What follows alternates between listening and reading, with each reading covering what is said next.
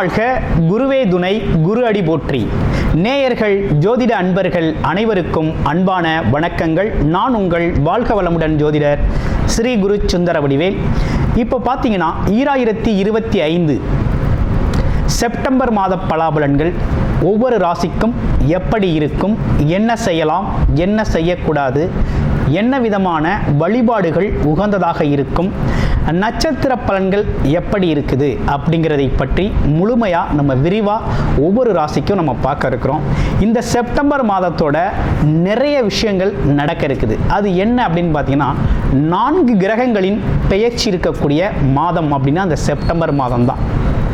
பார்த்தீங்கன்னா தொடர்ச்சியாக 13ஆம் தேதி செவ்வாய் பகவான் பயிற்சி ஆகிறார், செப்டம்பர் 13. செப்டம்பர் 14 அப்படிங்கிறது சுக்கிரன் பயிற்சி ஆகிறார். அடுத்து செப்டம்பர் 16 புதன் பகவான் பயிற்சி ஆகிறார். அடுத்து செப்டம்பர் 17 சூரியனும் பார்த்தீங்கன்னா அடுத்த ராசிக்கு பயணம் போகிறார். அப்போ இந்த காலகட்டத்தில் பல்வேறு விதமான மாற்றங்கள், கிரகத்தின் மாற்றம் எப்படி நடக்குது அப்படிங்கிறத பொறுத்து ஒவ்வொரு ராசிக்கும் பல்வேறு விதமான மாற்றங்களை, முன்னேற்றங்களையும் எதிர்பார்க்கக்கூடிய மாதமாக இந்த மாதம் அப்படிங்கிறது அமைஞ்சிருக்குது. எந்தெந்த ராசிக்கு எப்படி இருக்குது அப்படிங்கிறத விரிவாக தெளிவாக இப்போ நம்ம பார்க்கலாம். இப்போ உங்கள் ராசிக்கு எப்படி இருக்குது அப்படிங்கிறத பார்ப்போம். ராசி காலச்சக்கரத்தின் 6வது ராசியாக இருக்கக்கூடிய கன்னிராசி அன்பர்களுக்கு இந்த காலகட்டம் அப்படிங்கிறது எப்படி இருக்குது? இந்த செப்டம்பர் மாதம், செப்டம்பர் மாதத்தை பொறுத்த வகையில் கன்னிராசி அப்படின்னு எடுத்துக்கிட்டோம்னாக்க, ராசிநாதன் எப்போ இது நாள் வரையும் 12ஆம் இடத்துல தான் இருக்கிறார். ஆரம்ப காலத்தில் செப்டம்பர் 16ஆம் தேதி வரையும் 12ஆம் இடம் இருக்கிறார். விரயஸ்தானம்னு சொல்லக்கூடிய அமைப்பில் கேது பகவானோடு இணைவு பெற்று விரையாதிபதியோடு இணைவு பெற்று இருக்கக்கூடிய ஒரு அமைப்பாக இருக்குது. அப்போ செப்டம்பர் 16க்கு பிறகு இந்த மாதத்தின் பிற்பகுதியில் ராசிநாதன் ராசியிலே உச்சபலம் அடையக்கூடிய மாதமாக இந்த மாதம் அமைஞ்சிருக்கு. அப்போ இந்த மாதத்தில் நல்ல முன்னேற்றம் இருக்குமா அப்படின்னா, ஆரம்ப காலகட்டத்தில் விரயங்களும் விரய செலவுகளும் தவிர்க்க முடியாத அளவுக்கு இருக்கும். எப்படி தவிர்க்க முடியாத அளவுக்கு இருக்கும்? கண்டிப்பாக வீண் விரய செலவுகள் அப்படிங்கிறது இருக்கும்.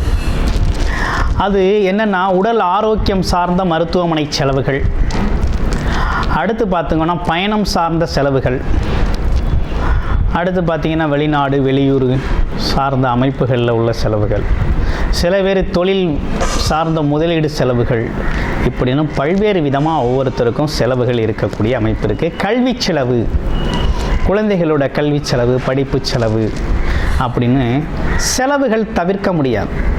ஒரே நேரத்தில் பல செலவுகள் வரும். ஒரே நேரத்தில் குடும்ப செலவு அப்படியே பட்டியல் போட்டது மாதிரி தொடர்ச்சியாக வரும். சமாளிக்க முடியாத ஒரு தன்மை அப்படிங்கிறது உருவாகும். கடன் வாங்கணும் அப்படிங்கிற ஒரு எண்ணம் வரும். கடன் வாங்கி செலவு செய்யக்கூடிய சூழ்நிலைகளும் உருவாகும். ஸோ இப்படிப்பட்ட விஷயங்களோடு தான் இந்த மாதம் அப்படிங்கிறது ஆரம்பிக்குது ஆரம்ப காலத்தில். ஆனால் செப்டம்பர் 16க்கு பிறகு மாற்றம் நடக்குது. என்ன விதமான மாற்றம்? இந்த குழப்பம், தடுமாற்றம், மனசில் இருந்த பிரச்சனை, உடல் ஆரோக்கியம் சார்ந்த பிரச்சனை இதெல்லாம் சரியாகி செப்டம்பர் 16, 17க்கு பிறகு பார்த்தோம்னா ஒரு தைரியம், தன்னம்பிக்கை, எதையும் சமாளிக்கலாம், எப்படிப்பட்ட விஷயத்தை எப்படி கையாளலாம்னு புத்திசாலித்தனமாக எல்லாத்தையும் செயல்படுத்தி இவை அனைத்திலிருந்தும் விடுபடக்கூடிய ஒரு அமைப்பு அப்படிங்கிறது உருவாகும். அப்போ நல்ல காலம் அப்படிங்கிறது இந்த செப்டம்பர் 16க்கு அப்புறம் ரொம்ப அற்புதமாக இருக்குது. இந்த காலகட்டத்தை நீங்கள் பயன்படுத்திக்கலாம்.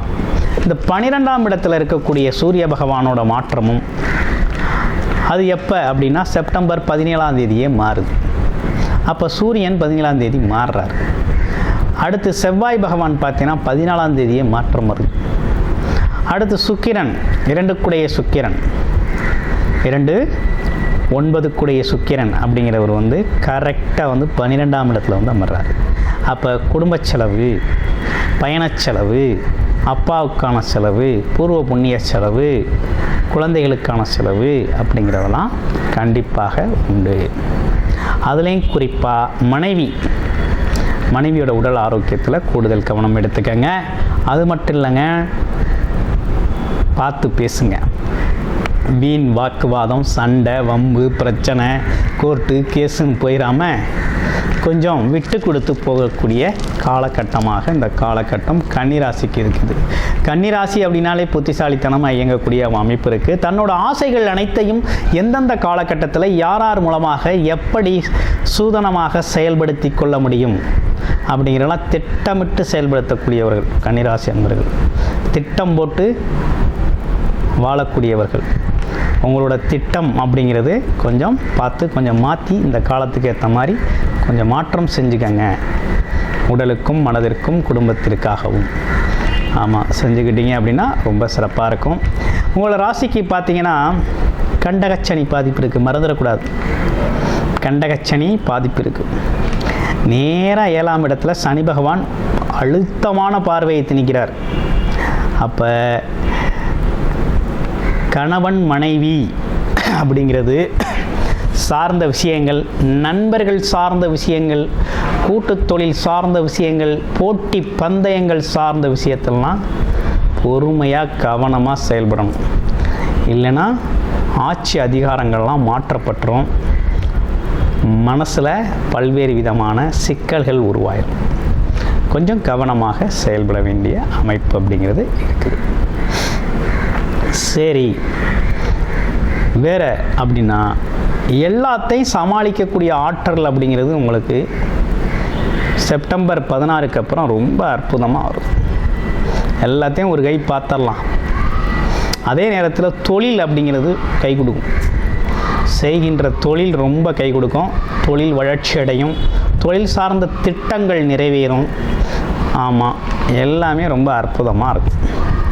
அப்போ எதில் கவனம் எடுத்துக்கணும், எதில் கூடுதலாக நல்லா இருக்கும், எது சார்ந்த விஷயங்கள் சிறப்பை தருது அப்படிங்கிறதெல்லாம் நம்ம இப்போ நிறைய விஷயங்களை பார்த்துட்ருக்கோம். படிக்கிற குழந்தைகளுக்கு படிப்பு ரொம்ப சூப்பர், அட்டகாசமாக இருக்கும்.